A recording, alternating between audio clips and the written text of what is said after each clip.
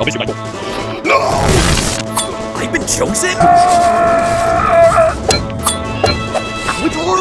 Yes, it is I. I know not to because of what you say. But the power of and when it now destroy the evil to the right shit of the Whoa.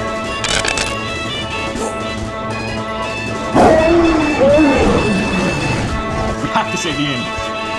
If you can find that empty reviews, then you must awaken the monster from the pit.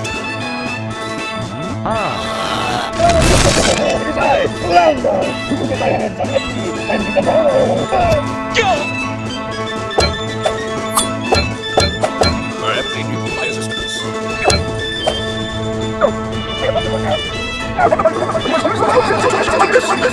Right. Now! Alright! Quick on! Fire off! Let's go!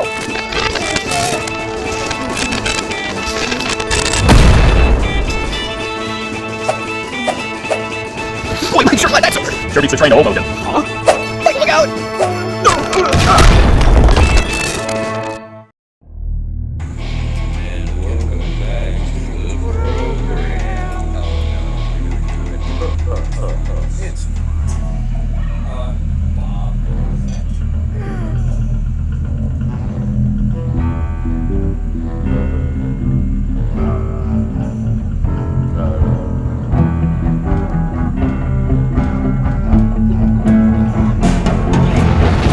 Hello, I am Empty Film Reviews. I remember them so you don't have to, and I just wanted to pop in real quick and talk about Twin Peaks, The Missing Pieces, a very interesting little film collection, compilation. It is deleted scenes, it is extended scenes, but it's not a Fire Walk With Me 2 or sequel or anything like that, but you can watch it as its own film almost. I mean, it has the same narrative as Fire Walk With Me, technically. You're just missing pieces.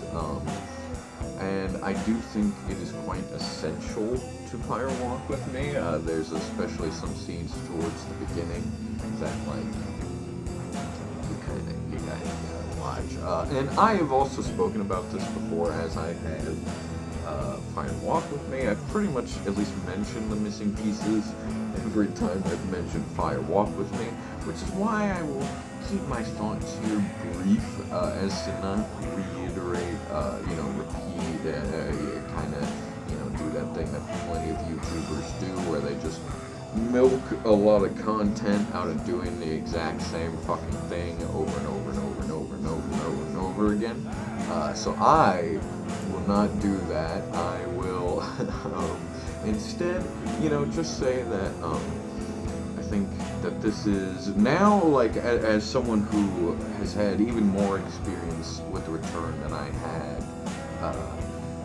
previously, like pretty much any time I made any reviews or videos of Fire Walk With Me and The Missing Pieces. So I really do love how much The Missing Pieces, especially the very end of it, really kind of sets you up perfectly for The Return.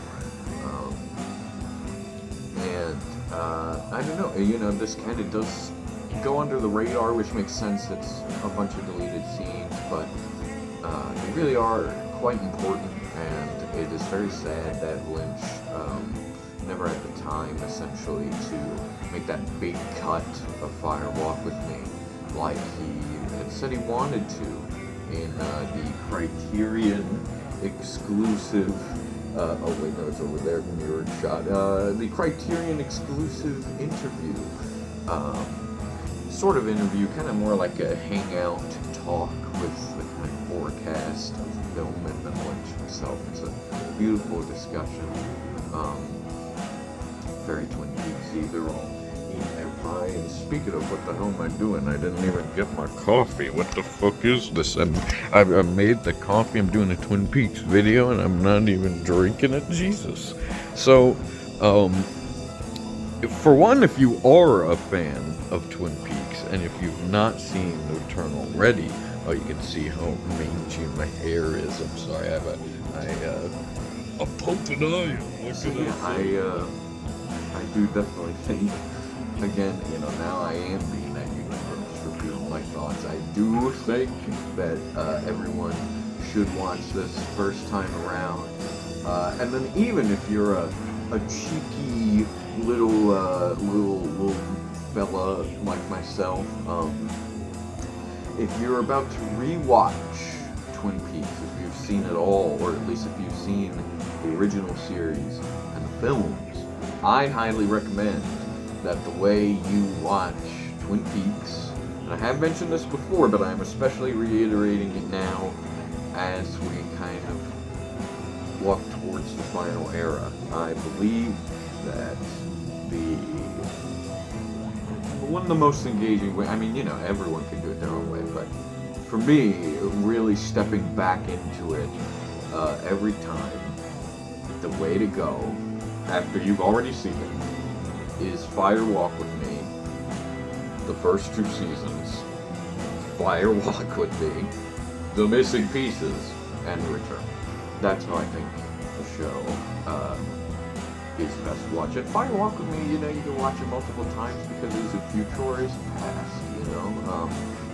It is mostly a prequel, so when you're doing the rewatch, having that, watching everything in proper order, so to speak, of events, you're still allowed to do it again with Fire Walk with Me because it is future and it is past.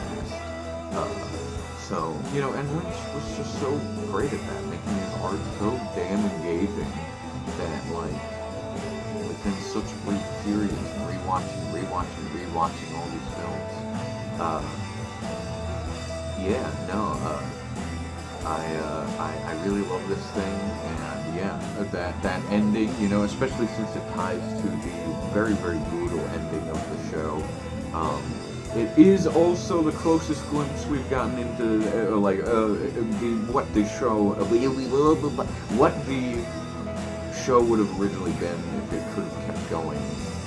Even if the killer was revealed, there at least could have been there was that planned 3rd season of Bob Coop back in the day. So it would have been interesting to see how that turned out, especially since in that. You know, in the very end of the actual show, the way Kyle plays Bob Coop is more like the hobgoblin. Like he's pretty out there, and that is fun. But in the film, or I should say in The Missing Pieces, he is playing Bob Coop exactly pretty much like how he did in the future. It's also crazy that so much was just there from the beginning. You see it time and time again with various Twin Peaks things. We've spoken about Bob. We will get to some other things in The Return, specifically regarding some special character appearances within Fire Walk with Me, a few that have some great payoffs, mentions of names, or just literal 1 second, not 1 second, but just a character walking in silently and then walking out silently, even though the scene clearly focuses on this person, but in the film you never learn anything about them.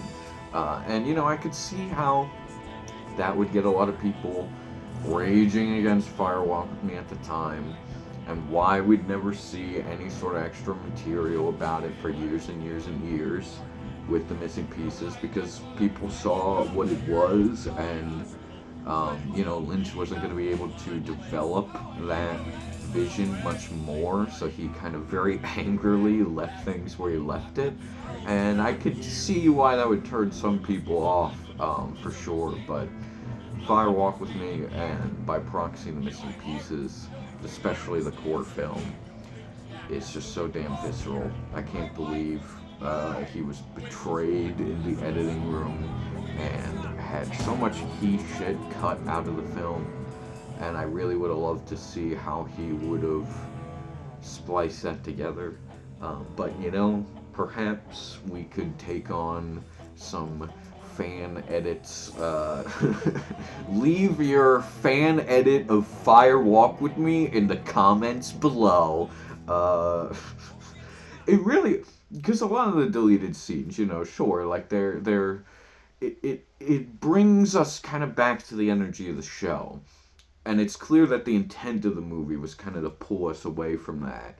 And even though these scenes, like with Ed and Norma and Nadine, it still feels quite cold and separated, there was still way more ensemble in general in the original Fire Walk with Me, so to speak, with what Lynch had filmed. So I would like to see I would have liked to have seen how he'd have balanced that out of like bringing maybe a little bit of those elements into Fire Walk with Me more, but still leaving out perhaps some of the goofier scenes, just to not take away from the visceral energy of the film. But I mean, if anyone knew how to blend goofiness with visceral horror so well, it was Mr. Lynch.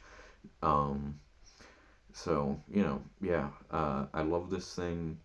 Again, very simple here. We'll go back to real podcast length soon, but because I'm about to take on the behemoth that is The Return, there will be another little gap in between podcasts, as there was with Wong Kar-wai's World of Love. But you got plenty of stuff to watch. We got plenty of hours of Cuddles with Guapo and empty film reviews on here now. Too many hours, if I do say so myself. So yeah, I guess that's it. Just to leave things nice and brief. I'll see you guys soon. Perhaps things may look very different. They may look the same. At least when you see me for The Return, things may look different. Things do change. Time moves on. You can never truly go home.